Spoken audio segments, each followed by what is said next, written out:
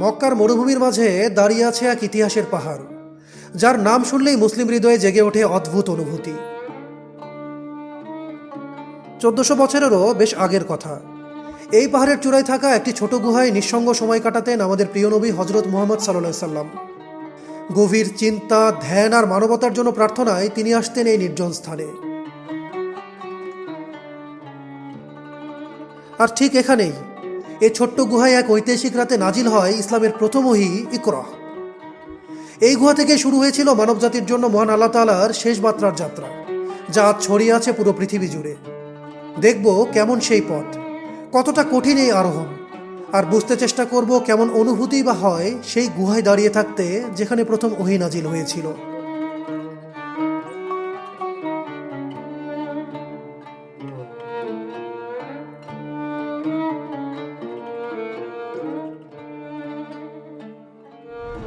দর্শক বন্ধুরা, আসসালামু আলাইকুম।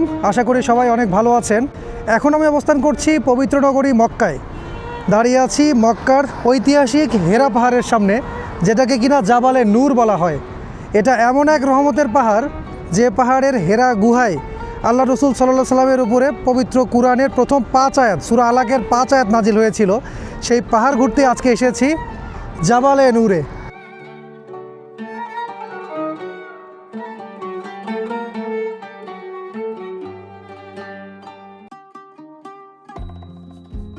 চলুন একেবারে হোটেল থেকে আজকের দিনটা শুরু করা যাক। এখন বেলা 12:30টার মতো বাজে। আমরা বের হয়েছি, এখন যাব হচ্ছে হারামের দিকে। তো আমাদের যে হোটেল আল কিসওয়া টাওয়ার 1, সেখানে আমরা আছি। হোটেল থেকে ঠিক পাশেই হচ্ছে মেইন রোড। এই জায়গাটাকে বলে হচ্ছে তাইসির। আমরা তাইসির এলাকায় আছি। আসো, এদিকে আসো, আগেই। হারাম শরীফ হচ্ছে সামনের দিকে। এখান থেকে হেঁটে গেলে কিন্তু বেশি সময় লাগে না, 10 থেকে 12 মিনিটের মতো সময় লাগে। আসসালামু আলাইকুম। ওমরা ভ্রমণে সৌদি যাওয়ার নিয়ত করলে অবশ্যই বেশি বেশি হাঁটার অভ্যাস করবেন। এখানে হারাম থেকে যে হোটেলের দূরত্ব যত বেশি, তার ভাড়াও কিন্তু তত কমতে থাকে। আর হারামের ঠিক আশেপাশে যে হোটেলগুলো আছে, সেগুলোর ভাড়া বলতে গেলে একেবারে আকাশ ছোঁয়া।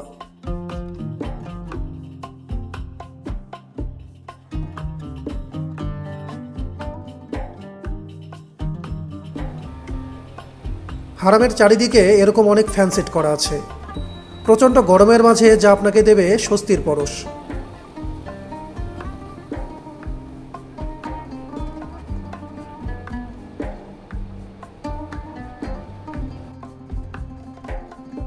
জোহরের নামাজ আদায় করে আমরা হারাম থেকে বেরোচ্ছি এখন।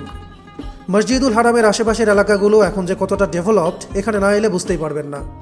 প্রতিনিয়ত এখানে এই সংস্কার কাজ চলমান।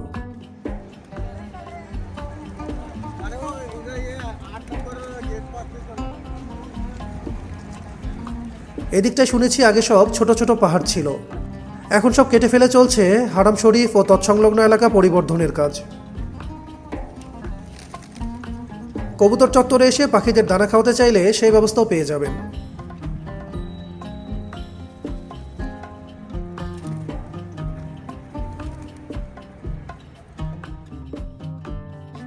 বাংলাদেশি হজযাত্রীদের কাছে ইব্রাহিম আল খলিল রোডটা বেশ পরিচিত গন্তব্য।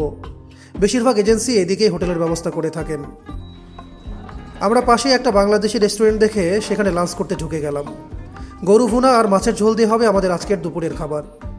মক্কায় আমাদের দেশি খাবারের হালচাল নিয়ে সামনের ভিডিওতে বিস্তারিত দেখাবো। এখন চলেন, বেলা থাকতে থাকতেই আমরা হেরা পাহাড়ের দিকে এগোতে থাকি। 20 রিয়ালে হারামের পাশে থেকে একটা ক্যাব ভাড়া করে ফেললাম। শুনেছি ফেরার পথে ওখান থেকেই অ্যাভেলেবল গাড়ি পাওয়া যায়।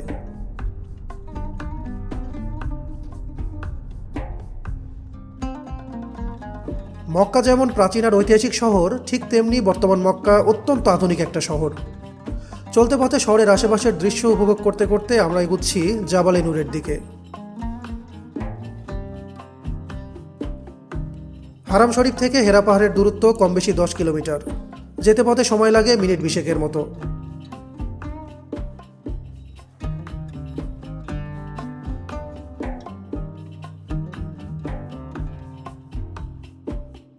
অতঃপর আমরা পৌঁছে গেলাম নতুন নির্মিত হেরা কালচারাল পার্কের সামনে।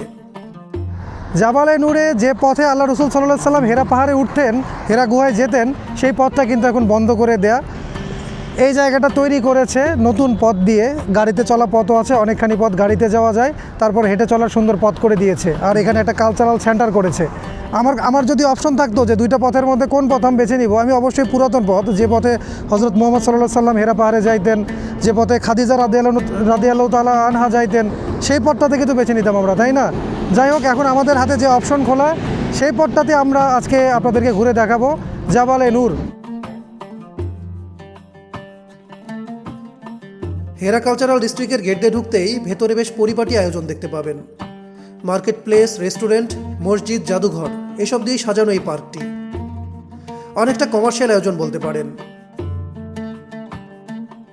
অ্যাকচুয়ালি এই ভিডিওটা কিন্তু আমি রিশুট করতেছি। এর আগে আম্মু, ছোটো বোন ওদের সাথে এসেছিলাম শুক্রবার বিকেল আসরের পরে এসেছিলাম আর কি। তখন একেবারে অন্ধকার হয়ে গিয়েছিল।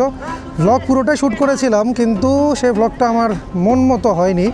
আজকে এক্সট্রা দিন পেয়ে যাওয়ায় ঠিক করলাম যাই হেরা গুহাটা আবার ঘুরে আসি। ওয়ালাইকুম আসসালাম। এই জায়গাটা ভাই সন্ধ্যার পরে খুবই প্রাণচঞ্চল হয়ে ওঠে। চারপাশে লাইটিংগুলো দুর্দান্ত, দোকানপাটগুলো তখন একেবারে জাঁকজমক হয়ে ওঠে। এখন প্রচণ্ড রোদ, তো এত রোদের মাঝে আসলে এভাবে বাইরে বসে থাকা, এই যে ছায়া ছাড়া কিন্তু বাইরে বসে থাকা কঠিন। আমি এই ভিডিও শেষের দিকে সন্ধ্যার পরের যে ভাইব সেটাও অ্যাড করে দেওয়ার চেষ্টা করবো ইনশাল্লাহ, তাহলে আপনারা সেই অবস্থাটা বুঝতে পারবেন। ওই তো সামনের যে পাহাড়টা দেখা যাচ্ছে ওইটাই হচ্ছে হেরা পাহাড়। ওই পাহাড়ের একেবারে চূড়ায় আমাদের যাইতে হবে, সেখান থেকে আরেকটু নামলে পরে হেরা গুহা। অনেকে জিয়ারতে এসেছেন, সবাই কিন্তু পাহাড়ের চূড়ায় ওঠে না, এখান থেকে হেরা পাহাড় দেখে জিয়ারত করে চলে যায়।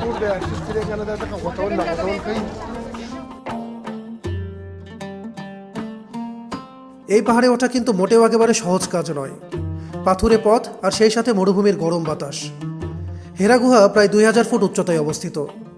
প্রতিদিন হাজার হাজার মুসলিম এখানে আসেন শুধুমাত্র একটিবার এই গুহাটি দেখার জন্য। এখানে সামর্থ্য থাকলে আসা যায় না, আল্লাহ যাকে শুধু ডেকে নেন সেই আসতে পারে। ভাবতেই অবাক লাগে, 1400 বছর আগে এই পাহাড়ে উঠতেন আমাদের প্রিয় নবী হজরত মুহাম্মদ সাল্লাল্লাহু আলাইহি সাল্লাম নিঃসঙ্গ সময় কাটানোর জন্য। আজ সেই একই পথে হাঁটছি আমরা। এই পাহাড়গুলোর অন্যরকম সম্মোহনী ক্ষমতা আছে। এখানে যত ক্লান্তি আসুক, একটা গাছ নেই চারিদিকে, দেখেন কি পরিমাণ উত্তপ্ত রৌদ্রকিরণ। তারপরেও হ্যালো, আসসালামু আলাইকুম। সবাই অন্যরকম একটা জোশে এখানে চলাফেরা করে। পবিত্র কুরআন মাজিদ নাজিলের পাহাড়, ব্যাপারটা তো চারটিখানি কথা নয়। একটুখানি হাঁটতে এখানে ভিজিটর সেন্টার টু কেভ হিরা, এই যে এই ছোট দালানটি চোখে পড়ল, এই দিক দিয়েই ভেতরে পার হইতে হয়। ভেতরে কিছু দোকানপাট আছে, রেস্টুরেন্ট সেকশন আছে। আসলে এই উত্তপ্ত রৌদ্রকিরণের মাঝে কেউ যখন ভেতর দিয়ে যাবে এই সোজা পথে না গিয়ে, তখন ওনাদের বিক্রি বাট্টা একটু হলেও বেশি হবে। এটাই হলো এখানকার থিম।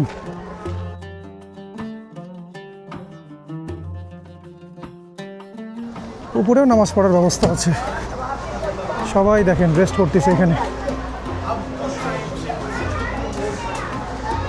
জায়নামাজ আছে, এই পাশে snacks, drinks. Hello, Sala. Hello, Where are you from? I am from Bangladesh. MashaAllah, welcome. Thank you, thank you.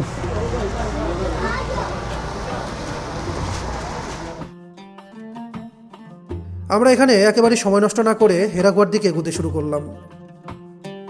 নবুয়ত প্রাপ্তির আগে মহানবী সাল্লাল্লাহু আলাইহি সাল্লাম এখানেই নির্জনে সময় কাটাতেন, ধ্যান করতেন, মানব জাতীয় সৃষ্টি জগৎ সম্পর্কে গভীরভাবে চিন্তা করতেন। এই পাহাড়টি তাই ইসলামের সূচনার এক ঐতিহাসিক ও আধ্যাত্মিক স্মৃতিচিহ্ন। যখন এখানে এসে কনফিউশনে পড়ে যাবেন, নিচ থেকে দেখেই ফিরবেন নাকি উপরে যাবেন, একটুখানি ট্রাই করবেন উপরের দিকে আসার। ধরেন এই যে পেছনের যে দোকানটা ছিল ওই পর্যন্তই আসলেন, সেখান থেকে একটু সামনে এগোনোর চেষ্টা করবেন। এইখানে বিভিন্ন বয়সী লোক দেখে, বাচ্চা থেকে শুরু করে বয়স্ক, তার চেয়ে বয়স্ক নানি দাদি লেভেলের লোক, তারা উপরে উঠে যায়। তাদের দেখলে এমনিতেই ভেতরে একটা স্পৃহা পাবেন, আপনিও পারবেন। আর চেষ্টা করবেন একেবারে ভোর সকালে ফজরের পরে আসার অথবা আসরের পরে আসার।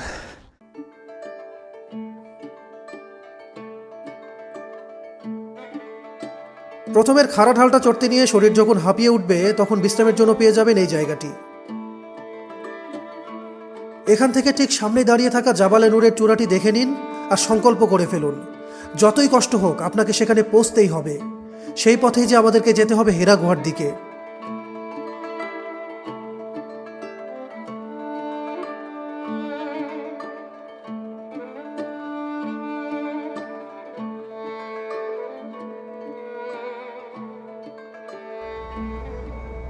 অলরেডি কিন্তু আমরা অনেকটা পথ উঠে এসেছি। ওই যে ওইখান থেকে শুরু করেছিলাম, এই যে এই পথ হয়ে সামনে দিয়ে এখানে চলে এলাম, আর উপরে হচ্ছে সিঁড়ির পথ। অনেকটা পথই কিন্তু আগে আসছি। রোদে মুখটুক ঝলসে গেছে, ক্যামেরা কখন কোন দিকে ফোকাস দিচ্ছে বুঝতে পারতেছি না। এই স্টার্টিং পথটা দিনের বেলায় দেখে নিলেন, গনগনে সূর্যালোকের মাঝে দেখে নিলেন, আর ফিনিশিং পার্ট আমি দেখাবো হচ্ছে এর আগে যে আমি ঘুরে গিয়েছিলাম সে বিকেলবেলার অংশটুকু, সেটাই বেটার হবে।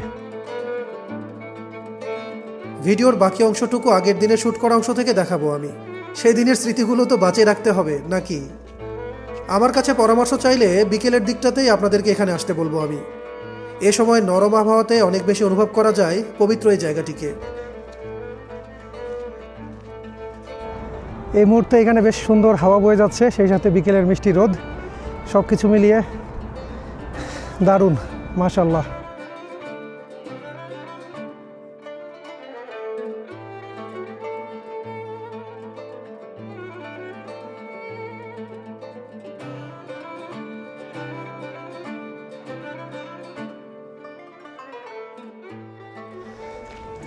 আমরা জাবালে নূরের চূড়ায় ওঠার পথে শেষ খাড়া ঢাল সম্ভবত এখন হচ্ছে উঠব।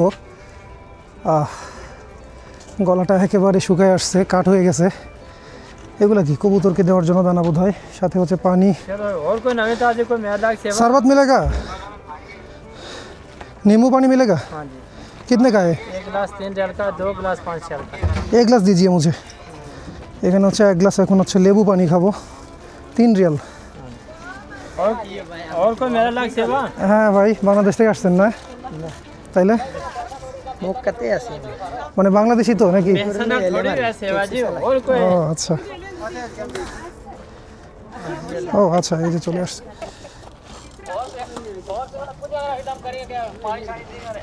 हाँ अच्छा, पानी खाने कोई ना कोई বিসমিল্লাহির রহমানির রহিম। हो गया जी नहीं? একেবারে বরফ শীতল পানি। শেষ এই চূড়াটা ওঠার আগে এরকম একটা রিফ্রেশমেন্ট আসলে দরকার ছিল।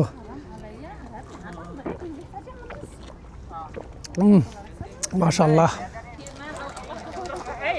এইবার আল্লাহর নাম নিয়ে শেষ চড়াইটা ওঠা যাক, চলেন ইনশাআল্লাহ। আর অল্প সময়ের মাঝে হেরা পাহাড়ের চূড়ায় উঠে যাব, তারপর সেখান থেকে আবার একটুখানি সাইডে নামতে হয়, তারপরে পাওয়া যাবে হেরা গুহা।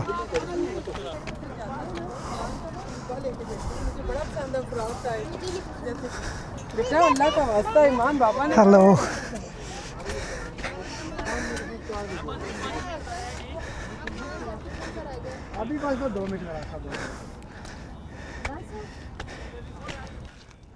পথে একটু পরপর এরকম দোকান পেয়ে যাবেন, তবে এসব দোকানে পানির দামও অনেক চড়া থাকে, তাই নিচে থেকেই পানি ও স্ন্যাক্স কিনে সাথে রাখবেন। और कितना टाइम लगेगा भैया? बाकी बांग्लादेशी नाকি? হ্যাঁ মারা যাবে, মাছ হুক করে নিয়েছে, আর 2 দিন লাগবে। আর আপনার কোলে নিয়ে উঠতে হচ্ছে বাচ্চাকে, দেখেন অবস্থা, কোলে নিয়ে উঠতেছে। ভাই নে তুই তো সুইটা নাও। ধন্যবাদ আঙ্কেল। আরে ভাই তুই সকাল খেলে পরে। এটাই হচ্ছে পাহাড়ের চূড়া, যতটুকু জানতে পারলাম যারা নেমে এলেন তাদের কাছ থেকে। এখানে কিন্তু ভালো পরিমাণ লোকের সমাগম আছে এখন। উঠতেছে, কষ্ট হইতেছে, কিন্তু তারপর একটা দিক থেকে আনন্দ লাগতেছে। এই রাস্তাতে হুজুর পাক সাল্লাল্লাহু আলাইহি ওয়াসাল্লাম উঠছে, মা খাদিজা দলনে এই রাস্তা দিয়ে খাবার দিতে আসছে। তো এই হিসাবে আবার সাহস, নতুন করে সাহস যোগায় উঠতে পারতেছি। বাংলাদেশ এবং বিভিন্ন যে মুসলিম কান্ট্রিগুলো প্রত্যেকে আমার সালাম মোবারক। আলহামদুলিল্লাহ, এখন আমরা অবস্থান করতেছি মক্কা মনোয়ারা যে কোরআন নাজিল যে অবস্থানে পাহাড় হয়েছিল জাবালে নূর 12 অবস্থা। এখন আমরা আখের ইশারা চলে যাব। আর TV channel like share comments like করবেন। আলহামদুলিল্লাহ, প্রত্যেকে আসার তৌফিক দান করুক, আমিন। ওয়াখাদানা আলহামদুলিল্লাহ রাব্বিল আলামিন। আসসালামু আলাইকুম ওয়া রাহমাতুল্লাহি ওয়া বারাকাতুহু। ওকে, ঠিক আছে। এখানে দেশি ভাইদের দেখাবে ছোট্ট একটা মোমেন্ট ক্রিয়েট হয়ে গেল। এখন আমরা আবারও আগাই।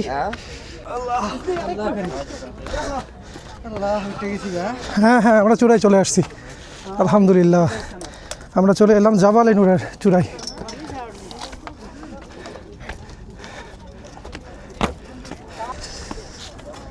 সমস্ত প্রশংসা আল্লাহ পাকের নিকট, যিনি আমাকে এই পড়ন্ত বিকেলে আজকে জাবালে নূরের চূড়ায় আসার তৌফিক দান করেছেন। এখানে দেখেন অনেকে নামাজ আদায় করছেন, শুকরিয়া নামাজ। এটা হচ্ছে জাবালে নূরের অর্থাৎ হেরা পাহাড়ের চূড়া। এই চূড়াতে শেষ না, এখান থেকে আবার আমাদের কিছুটা পথ নামতে হবে, তাহলে আমরা পেয়ে যাবো হেরা গুহা। আরামসে আরামসে। ভাবতেই গা শিউরে উঠছে। দিনের নবী মুহাম্মদ সাল্লাল্লাহু আলাইহি সাল্লাম এই পথেই হেরা গুহায় আসতেন। চারপাশের সমাজ ব্যবস্থা, মানুষের বিশ্বাসগত অবক্ষয়, অন্যায়, অবিচার ও মূর্তি পূজার ভ্রান্তির মধ্যে থেকেও তিনি ছিলেন স্বভাবগতভাবে পবিত্র, চিন্তাশীল ও সত্য সন্ধানী। এই সত্যের সন্ধানই তাকে টেনে নিয়ে আসে মক্কার অদূরে পাহাড় ঘেরা এই নিঃসঙ্গ গুহায়। চূড়া থেকে সামান্য একটু নামতেই এই যে দেখেন এখানে একটা সুড়ঙ্গ দেখা যাচ্ছে। এই সুড়ঙ্গ পথেই হচ্ছে এখন হেরা গুহার দিকে যেতে হবে। বাপ রে বাপ, সর্বনাশ! এখানে তো একেবারে যাওয়ার জায়গাই নাই। আল্লাহ ভরসা, দেখা যাক। আগে যাইয়ে এদিকে আবার দেখেন, এটা কিন্তু 2A রোড হয়ে গেছে ভাই সাব। ওই দিক থেকে আবার ফিরতেছে, কেমনে কী হবে জানি না, তবে হয়ে যাচ্ছে। আল্লাহ পাক নিচ্ছে আমাদের। सामने से जाना होगा? हाँ जी, इधर से आसानी से निकल जाएंगे। ओके, शुक्रिया। जी आ गई, हाँ जी।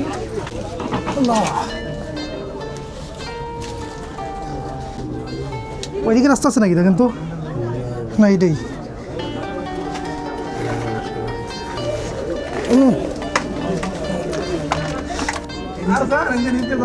নিচ দিয়ে আসা লাগবে। আমি আসলাম একেবারে খুব খারাপ অবস্থা, তারপর এদিক দিয়ে রাস্তা। হ্যাঁ হ্যাঁ, এই যে দেখেন কীভাবে আসতে হচ্ছে। আমি এইমাত্র পার হয়েছি, হওয়ার পরে যেখানে আটকে আছি।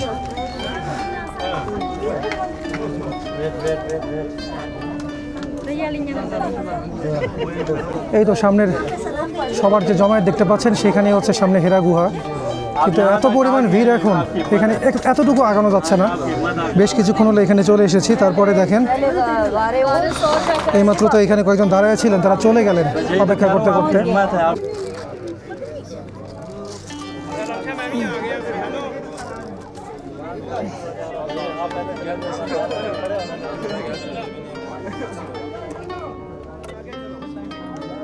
উম্মুল মুমিনিন আয়েশা রাদিয়াল্লাহু তাআলা আনহার বর্ণনায় এসেছে, রাসূলুল্লাহ সাল্লাল্লাহু আলাইহি সাল্লামের নিকট ওহী অবতীর্ণ হয়েছিল ঘুমের অবস্থায় স্বপ্নযোগে।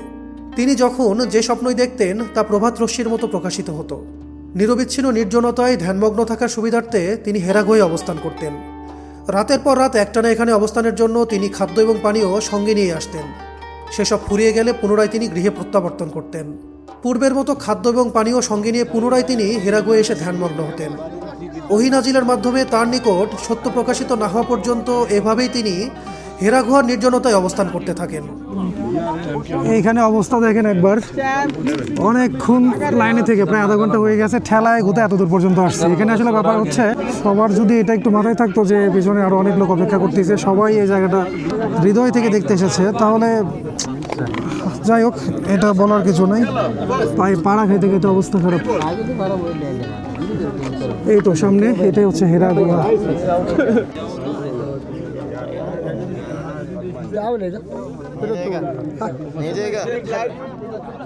জিব্রাইল আলাইহিস সালামের নূর আশা রাখি যে আল্লাহর কাছ থেকে আমরা নূর দ্বারা নূরান্বিত হইতে পারি। এরপর আসে মানব ইতিহাসের সেই যুগান্তকারী মুহূর্ত। হেরা গুহায় এক রাতে গভীর নির্জনতায় হঠাৎ করে আগমন করেন ফেরেশতা জিবরাইল আলাইহিস সালাম। তিনি নবীজি সাল্লাল্লাহু আলাইহি সাল্লামকে বলেন, পড়ুন। নবীজি সাল্লাল্লাহু আলাইহি সাল্লাম বিস্মিত আতঙ্কিত হয়ে উত্তর দিলেন, আমি তো পড়তে জানি না। ফেরেশতা তাকে নিজের বুকের সঙ্গে জড়িয়ে ধরলেন এভাবে 3 বার তিনি বলেন, আমি তো পড়তে জানি না। প্রতিবারই ফেরেশতা তাকে আলিঙ্গন করে একই নির্দেশ দেন, আর নবীজি সাল্লাল্লাহু আলাইহি সাল্লাম একই উত্তর দেন।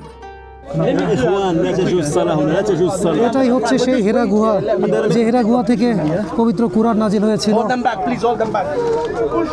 আমরা অনেক অপেক্ষার পরে এখন অবস্থান করছি, চলে এসেছি হেরা গুহায় আল্লাহ রসুলের কাছে। এখানে জিবরাইল আলাইহিস সালাম সূরা আলাকের প্রথম 5 আয়াত নিয়ে এসেছিলেন।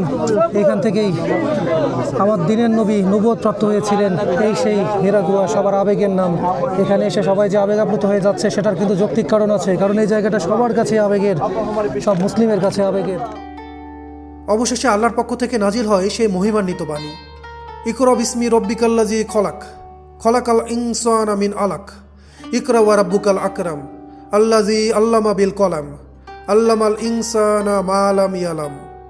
পড়ো তোমার রবের নামে, যিনি সৃষ্টি করেছেন মানুষকে জমাটবদ্ধ রক্তপিণ্ড হতে। পড়ো, এবং তোমার রব বড় মেহেরবান, যিনি কলমের সাহায্যে জ্ঞান শিখিয়েছেন, মানুষকে এমন জ্ঞান দিয়েছেন যা সে জানত না।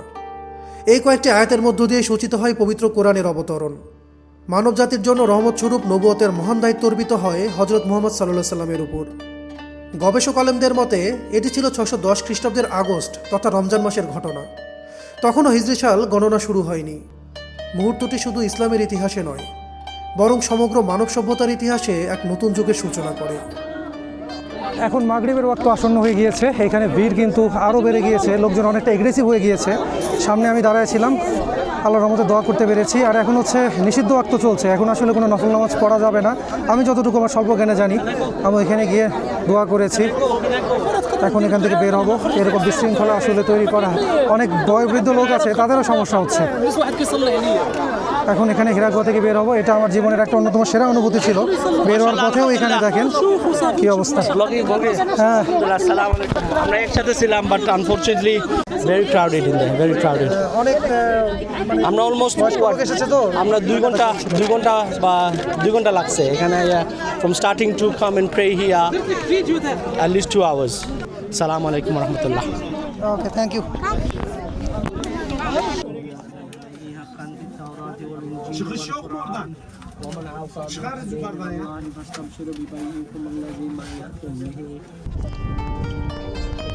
হেরাগুহা থেকে জাবালে নূরের চূড়ায় ওঠার পথের এই মুহূর্তটা দেখেন, এটা ভাই অবর্ণনাতীত এক অনুভূতির নাম। দূরে মক্কা দেখা যাচ্ছে, ওই যে ক্লক টাওয়ার দেখা যাচ্ছে, পুরো শহরের বাতি জ্বলে উঠেছে, আর এখানে একদম মাতাল হাওয়া, আল্লাহর রহমতের বাতাস। আলহামদুলিল্লাহ, আলহামদুলিল্লাহ, আলহামদুলিল্লাহ। সমস্ত প্রশংসা শুধুমাত্র এক আল্লাহ পাকের জন্য। আজকের এই বর্ণনাতীত বিকেল এবং এই সন্ধ্যাটা আমার জীবনের সবচেয়ে শ্রেষ্ঠ বিকেল সন্ধ্যার মধ্যে থাকবে।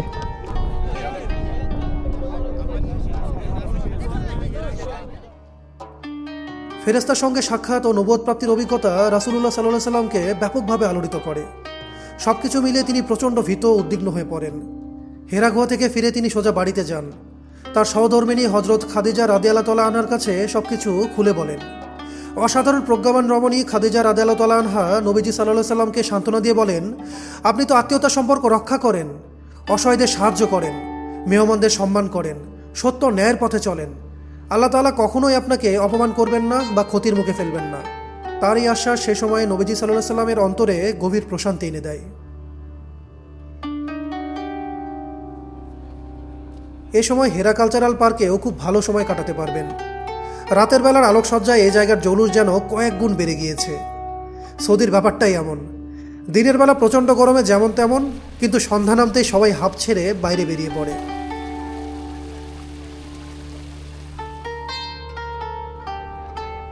এরপর আমরা হারামের দিকে চলে আসি।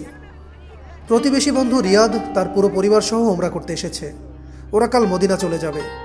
আজকে শেষ মুহূর্তে তাই ওদের সাথে দেখা করে নিলাম।